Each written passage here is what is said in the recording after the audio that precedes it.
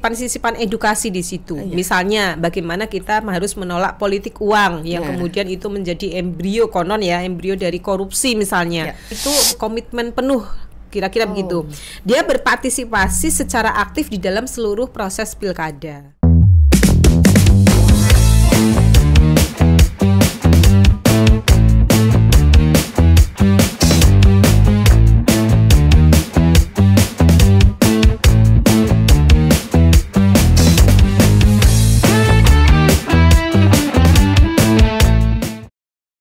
Hai teman pemilih, apa kabar hari ini? Semoga selalu sehat ya. Senang sekali saya bisa kembali menjumpai teman pemilih, tentunya untuk memberikan informasi terkait dengan pemilu, pemilihan, maupun informasi penting lainnya yang menarik untuk kita ikuti. Masih bersama saya Nunung di podcast KPU Jateng.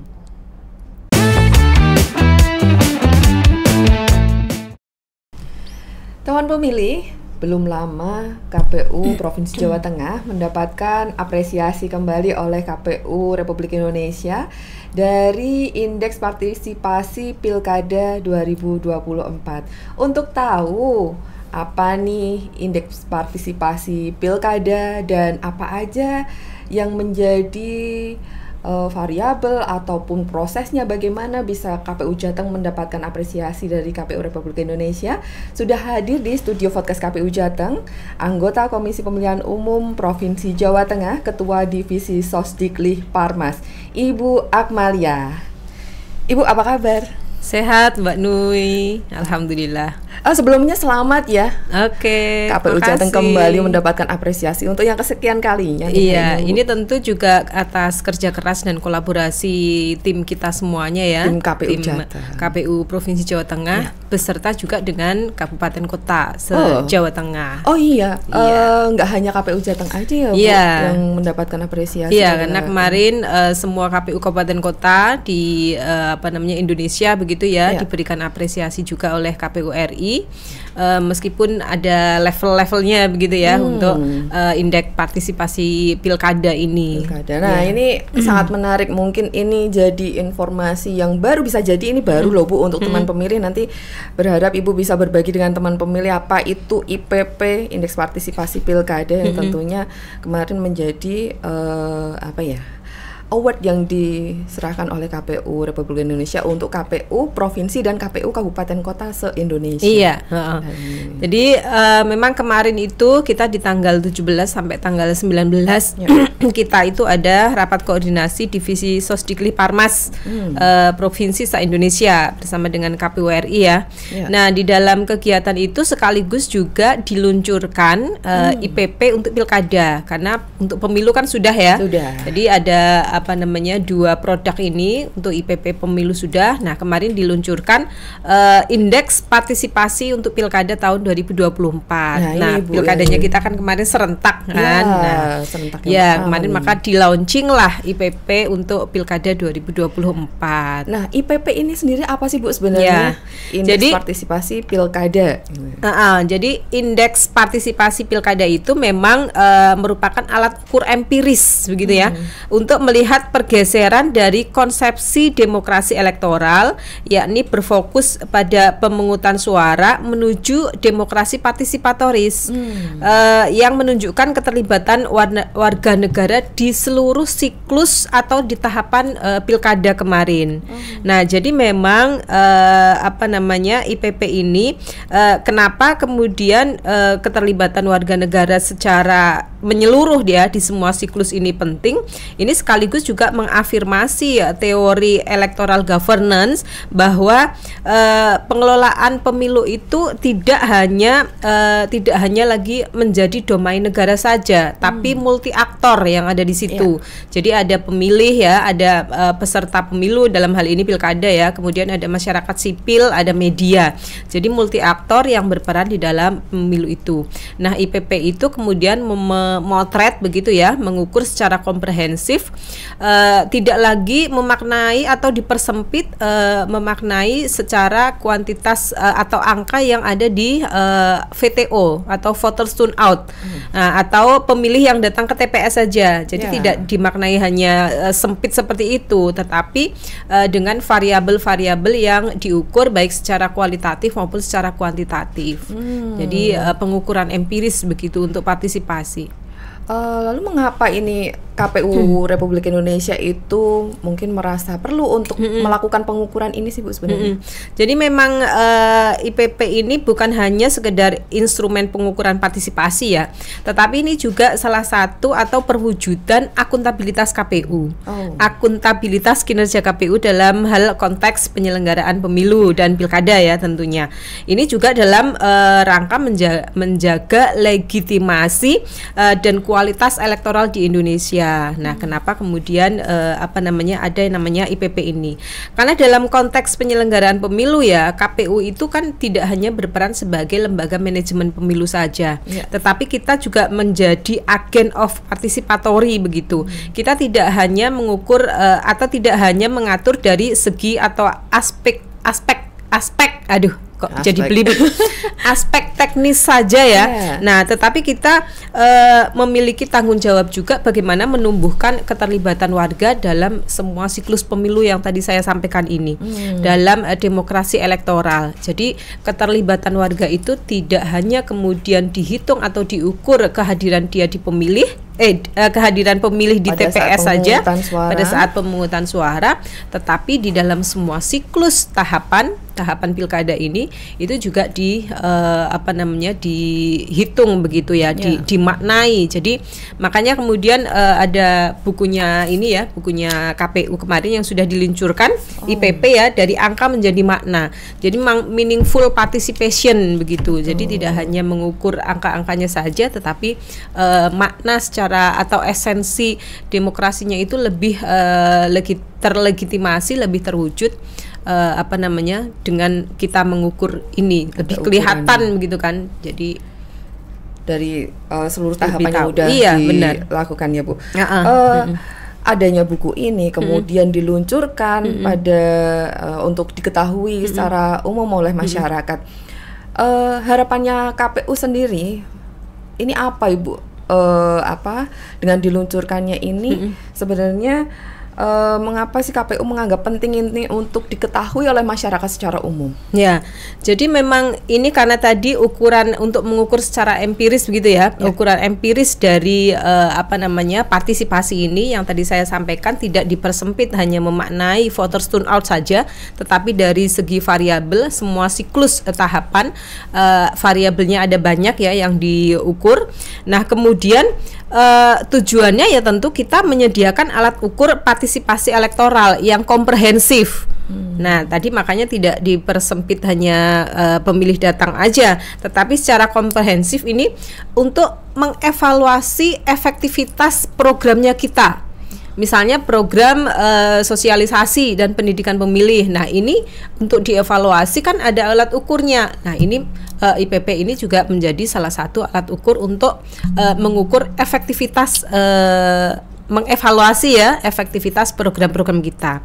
Kemudian juga membantu KPU untuk merumuskan atau mengintervensi program kebijakan yang agar lebih tepat sasaran gitu kira-kira kepada pemilih ya, dalam konteks sosialisasi pemilu kan kita ada program, ada kebijakan ya. Nah, ini kita juga membantu untuk merumuskannya. Kemudian juga menjadi rujukan kita KPU untuk menetapkan target voters turnout. Jadi partisipasi masyarakat yang datang ke TPS, kita kan selalu setiap periode ya 5 tahun sekali pasti ada target ya yang masuk ke Renstra juga. Betul. Nah, ini juga menjadi atau untuk membantu kita menjadi rujukan kita dalam merumuskan target itu. Nah, kemudian kita juga memperkuat akuntabilitas seperti yang tadi saya sampaikan bahwa kita harus mempertanggungjawabkan kerja-kerja kita kepada publik begitu ya, kepada masyarakat, karena kita menggunakan anggaran yang berasal dari masyarakat. Ya. Jadi akuntabilitas kinerja kita juga harus dipertanggungjawabkan begitu kepada publik, kira-kira begitu. Nah, kemudian mungkin tujuan yang lebih luas lagi ini juga bisa mendorong agar dampak demokratis ini lebih terasa di ruang publik. Ya, kemudian kita juga mendorong tercapainya demokrasi yang substantif di Indonesia tahun 2045 gitu, karena kita sekarang ini bahwa demokrasi kita itu kan tidak hanya demokrasi prosedural ya, tetapi kita ingin demokrasi lebih substantif. Nah, ini kan harus diusahakan begitu, diikhtiarkan, tidak bisa kita diam saja. Nah, ini salah satunya ini untuk mendorong tercapainya demokrasi substantif itu tadi. Kemudian juga memperkuat strategi sinergi antara KPU dan para pemangku kepentingan. Para pemangku kepentingan di pilkada kita tahu ya, ada pemerintah daerah, kemudian ada kepolisian, ada Bawaslu, kemudian ada masyarakat sipil, kemudian ada peserta pemilu dan lain sebagainya, termasuk komunitas-komunitas, organisasi dan lain sebagainya. Nah, kemudian dalam rangka apa ya? Dalam rangka meningkatkan partisipasi publik atau partisipasi masyarakat itu tadi. Kemudian juga meningkatkan kualitas partisipasi melalui kolaborasi tadi dengan stakeholder maupun dengan kolaborasi dengan masyarakat sipil, komunitas-komunitas dan organisasi tadi yang saya sebutkan. Gitu. Berarti berharap semua elemen masyarakat ini tahu bagaimana proses pilkada berlangsung dan hasilnya juga bisa kita rasakan bersama. Iya, pantesan ya Bu, KPU Jateng itu melakukan sosialisasi nggak hanya ayo datang ke TPS aja, tapi bagaimana kita bisa, contohnya ini untuk pendaftaran data pemilih itu kan perlu masukan dari masyarakat, ini bentuk dari partisipasi. Dan kita juga tidak hanya sekedar mengajak ya kepada masyarakat ya, tetapi kita juga ada sisipan-sisipan edukasi di situ. Misalnya bagaimana kita harus menolak politik uang yang kemudian itu menjadi embrio embrio dari korupsi misalnya.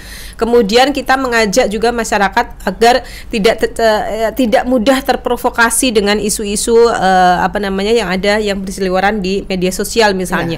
Jadi kita tidak hanya mengajak saja, tetapi kita juga sedikit demi sedikit membangun kesadaran kritis masyarakat begitu ya, mengedukasi agar demokrasi ini yang lebih substantif lagi, esensi demokrasinya itu tidak tercederai, kira-kira begitu. Nggak hanya mengandalkan KPU saja. Iya, nggak hanya ngajak ayo kita besok tanggal sekian milih ke TPS, nggak hanya itu. Tapi kan kita juga ada namanya pendidikan pemilih ya, voter education gitu. Jadi ya itu tujuannya ya untuk lebih meningkatkan meaningful participation ya, partisipasi yang lebih bermakna lagi.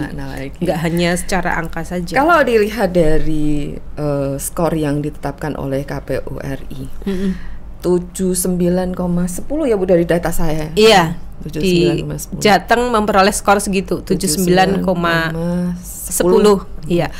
Apakah ini sudah sesuai dengan target yang ditetapkan oleh KPU RI, dan apakah ini sudah sesuai dengan yang diharapkan oleh KPU Jateng itu sendiri? Kalau harapan ekspektasi kita tentu lebih dari itu ya. Apalagi memang kemarin saya lihat masih ada sedikit tarikan data yang agak salah.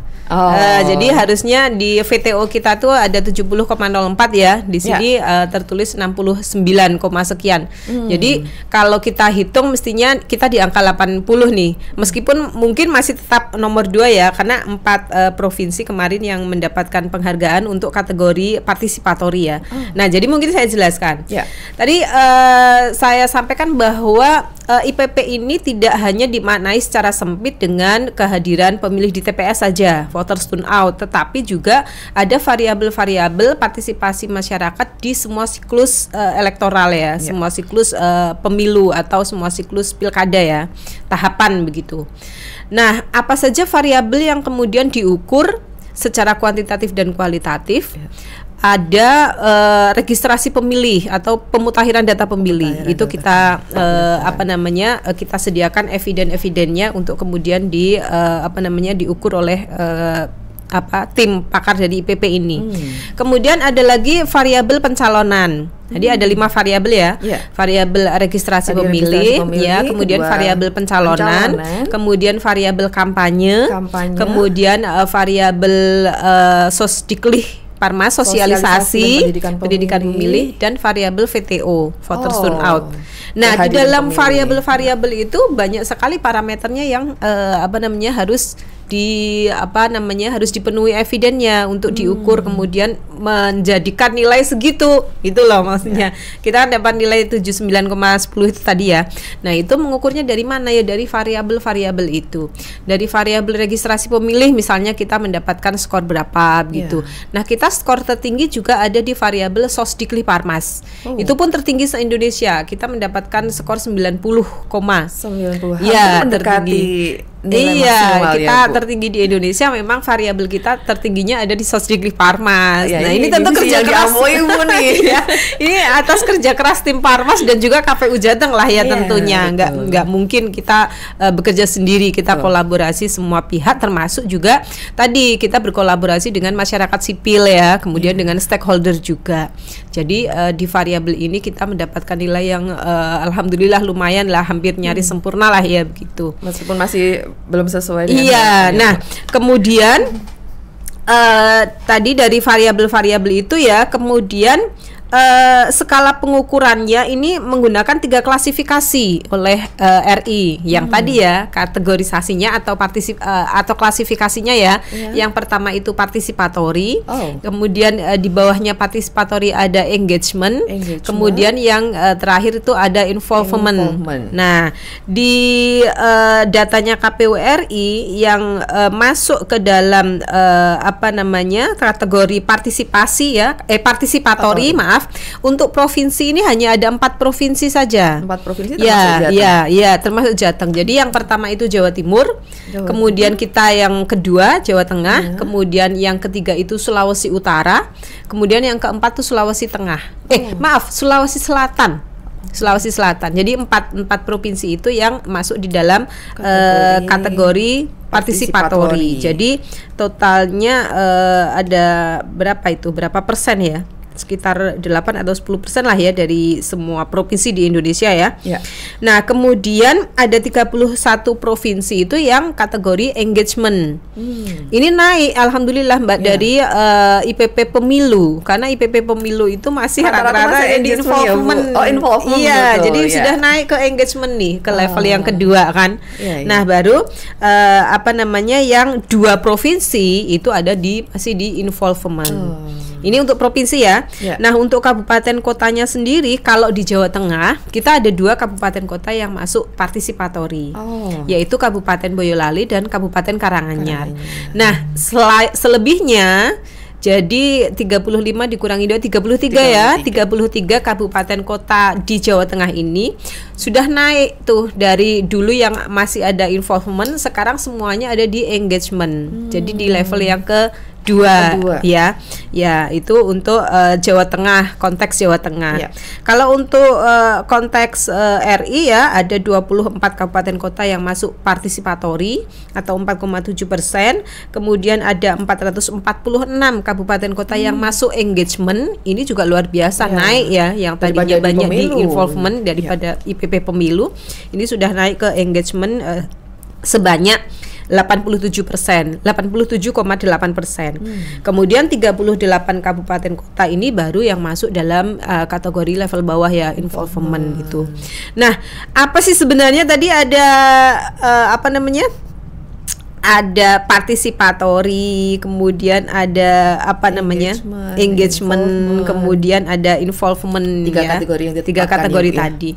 Jadi kategori yang paling bawah nih, involvement, itu adalah ketertarikan terhadap isu dan proses pilkada. Baru ketertarikan saja nih di involvement. Kemudian naik di engagement. Engagement itu ikut serta dalam proses pilkada, sudah mulai ikut serta begitu. Nah, kemudian naik lagi yang level paling atas, yaitu partisipatori. Nah, partisipatori itu komitmen penuh, kira-kira begitu. Dia berpartisipasi secara aktif di dalam seluruh proses pilkada. Kalau tadi involvement itu masih keterlibatan begitu ya. Kemudian kalau engagement itu sudah aksi begitu ya. Nah, kalau participatory itu sudah ke komitmen. Sudah ikut-ikut lah ya. Iya, sudah berkomitmen untuk berpartisipasi secara aktif. Kira-kira begitu. Di seluruh siklus ya, tahapan ya yang kita hitung ya. Dari 5 variabel yang dari 5 variabel itu tadi. Iya. Ibu sampai ke masuk ke dalam kategori partisipatory. Tentunya punya tantangan yang cukup besar nih, apalagi Ibu di Jawa Tengah nggak hanya berpikir bagaimana KPU Provinsi Jawa Tengah ini menggerakkan pemilih di Jawa Tengah, tapi juga mendorong KPU Kabupaten Kota juga menggerakkan pemilihnya di Kabupaten Kota. Iya. Karena pemilihnya di Jawa Tengah kan ini basisnya di Kabupaten Kota ya, Bu. Iya, benar. Tantangannya apa nih, Bu Akmal? Ya, jadi secara berkegiatannya kita ya Sosdikli Parmas terutamanya ya memberikan informasi kepada masyarakat, utamanya khususnya untuk Pilgub nih, Pilgub Jateng 2024. Kita tantangannya memang agak lumayan ya, karena kita provinsi besar secara geografis, kewilayahan, kemudian jumlah DPT kita juga lumayan besar ya. Betul.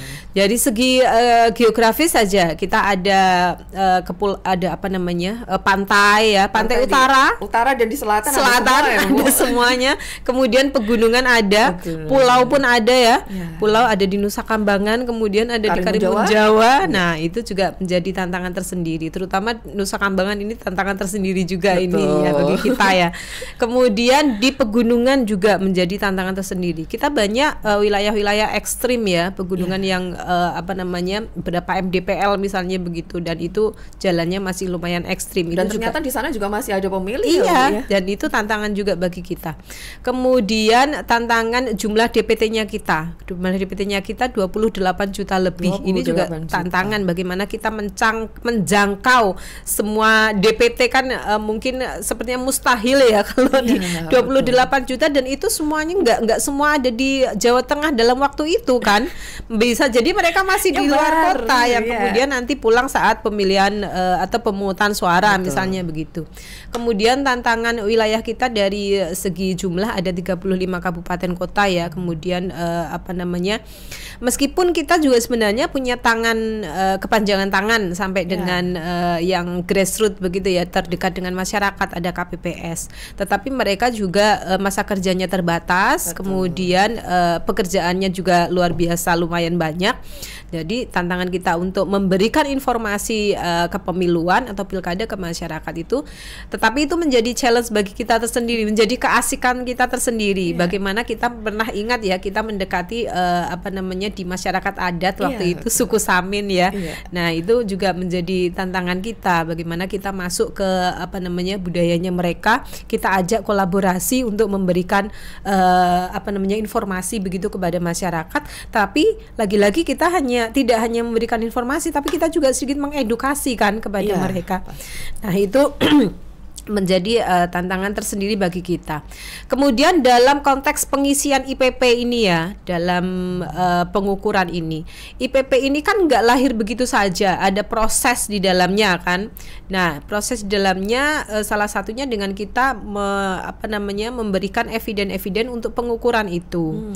Nah, eviden-eviden ini kan tidak hanya ada di internal kita, karena ada beberapa variabel yang itu berkaitan dengan pihak eksternal. Misalnya ketika kampanye, eviden kita kan memerlukan yang namanya kampanye itu kan, kalau peserta pemilu harus ada untuk kampanye rapat terbatas ya atau rapat umum, kan harus ada surat pemberitahuan kan kepada kepolisian, yang kadang-kadang ada yang ditembuskan ke kita, ada yang enggak. Jadi kan kita harus berkolaborasi dengan pemangku kepentingan pihak lain untuk mendapatkan eviden itu. Kemudian contoh lagi, ketika ada pelanggaran itu kan penanganannya ada di Bawaslu. Jadi kita juga harus meminta eviden kepada mereka penanganan pelanggaran apa saja yang sudah dilakukan di dalam proses kampanye misalnya, karena tadi ada variabel kampanye. Nah, mungkin sebenarnya bukan tantangan sih ya, itu sudah biasa bagi kita, tetapi ya itulah. Kemudian satu lagi nih yang agak unik, kadang kita harus ngoyak-ngoyak teman-teman kabupaten kota nih untuk segera melengkapi eviden-evidennya ya, untuk untuk memenuhi IPP itu tadi. Betul. Kan untuk karena memenuhi ini ya, di kabupaten kota juga harus provinsi, nah, tapi juga harus mendukung iya, provinsi meskipun ya, kita Bu? diberikan waktu ya, tetapi kalau tidak kita tagih secara terus-menerus begitu, kadang-kadang ini waktunya kita sudah harus submit, masih keteter takutnya begitu. Jadi kadang-kadang kita juga harus bersikap seperti penagih hutang begitu ya. Debt collector Apakah ini gitu ya. tugas baru? Ya, kita sering menagih ke teman-teman untuk segera menyelesaikan tugas-tugas dalam pengukuran IPP ini tadi, Dan Mbak. inilah hasilnya. Iya, alhamdulillah hasilnya. Partisipatori Iya, untuk KPU. Jateng dan di kabupaten kota juga sudah masuk level naik begitulah, naik ke level atasnya, sudah nggak lagi involvement tapi ada di engagement. Engagement sudah Iya. ini. Sudah kenaikan yang sangat signifikan ini. Ibu, apa yang akan dilakukan KPU untuk meningkatkan partisipasi pemilih terutama masyarakat di Jawa Tengah untuk pemilu dan pilkada yang akan datang, terutama Pilgub Jateng 2000. Ya. Pilgub Jateng mendatang. Ya, jadi memang tadi saya sampaikan bahwa dari IPP ini itu sangat berguna bagi kita ya untuk mengevaluasi efektivitas program yang akan kita lakukan. Kita jadi dalam hal perencanaan ke depan kita jadi tahu, jadi punya ukuran basis data begitu. Kita harus seperti apa yang harus kita lakukan untuk pemilu ke depan. Tentu harapan harapan kami itu demokrasi di Jawa Tengah khususnya itu ya, itu lebih substantif lagi, lebih esensial lagi. Kemudian kolaborasi kita dengan stakeholder itu juga selalu ditingkatkan dalam rangka apa itu tadi tujuannya untuk lebih ke meaningful participation itu, partisipasi yang lebih bermakna.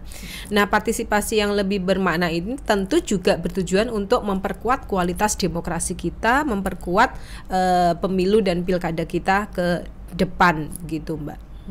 Tidak hanya sekedar datang ke TPS untuk memberikan hak pilihnya, Betul. tapi bagaimana kita memberikan kontribusi yang lebih untuk pelaksanaan demokrasi terutama di Jawa Tengah. Iya, betul. Kemudian dari variabel-variabel di sini ya, variabel-variabel yang tadi sudah ada angka-angkanya, kita juga kemudian bisa mengevaluasi ke depan, program ini yang harus kita tingkatkan lebih lagi. Misalnya atau bentuk sosialisasi yang seperti apa yang kemudian bisa sampai begitu ya kepada masyarakat dengan jumlah pemilih yang luar biasa banyak kan, 28 juta lebih. Nah, ini bisa menjadi bisa menjadi dasar bagi kita, bisa menjadi acuan, bisa menjadi panduan bagi kita untuk program kita ke depan itu seperti apa agar lebih tepat sasaran lagi, agar tadi secara substansi masyarakat kesadaran kritisnya juga semakin meningkat lagi. Dan kita nantikan inovasi KPU Jateng selanjutnya. Tentu. Yang kayaknya nggak ada habisnya. Sekali lagi selamat kayak brand itu ya, selalu terdepan gitu. Tapi nggak terbang-terbang. Enggak ya. Sekali lagi selamat ya Ibu. Semoga Makasih. ini yang sudah diperoleh oleh KPU Jateng menjadi penyemangat dan terus untuk berinovasi lebih dan lebih untuk ya, tentu selamat untuk kita semua juga ya Mbak Nunung ya. Bagaimanapun bentuk apresiasi dari KPU RI ini suatu motivasi baru bagi kita, penyemangat baru bagi kita. Kita jadi tambah bersemangat lagi untuk selalu bekerja keras dan menghadirkan demokrasi yang lebih bermakna itu tadi. Ya, tentunya juga kita masih berharap dukungan dari seluruh elemen di Jawa Tengah. Iya, betul. Ibu, terima kasih sekali sudah berkenan hadir sama-sama, di studio Mbak podcast. Nunung. Kita masih menanti kehadiran Ibu selanjutnya nanti untuk memberikan informasi kepada teman pemilih. Sekali terima kasih ya Ibu. Oke. Sehat selalu. Amin. Podcast KPU Jateng terupdate bersuara kepemiluan.